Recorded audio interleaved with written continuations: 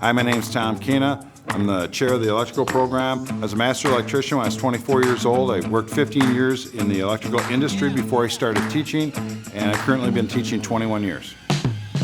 Hi, my name's Greg Newson. I got my start in electronics in the Air National Guard. And from there I got into wind turbines, and I've been adjunct faculty here since about 2009, and I've been full-time since last year.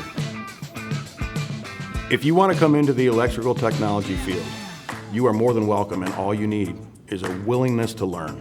Okay? That's all they really need to have. We don't ask for any other skills coming in. Okay? That's all you need to have. We'll teach you everything you need to know. We've got our labs, we've got our instructors.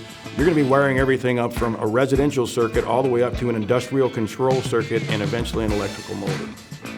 So a lot of students come in and they're like, I really don't know what I want to do, and I get that. I was there. If you're not sure what you want to do, take a class. One class to start with is like the residential class. It's a fun class. It gets you a lot of lab work.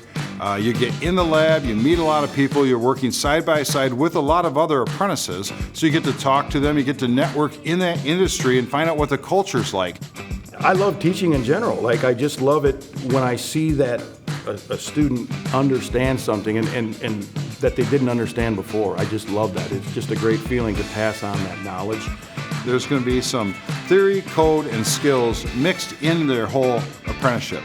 So they're going to have to know some skills, so when they go out on the job site, they can actually do something. They're going to have to know a little bit of theory of how it works. They're not going to expect it to know that really well until they get through their apprenticeship a little bit further.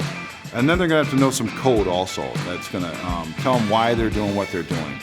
There's such a shortage of technicians right now, it's insane. It is wide open, and there are so few people going into these tech fields. My main goal here is to be relevant.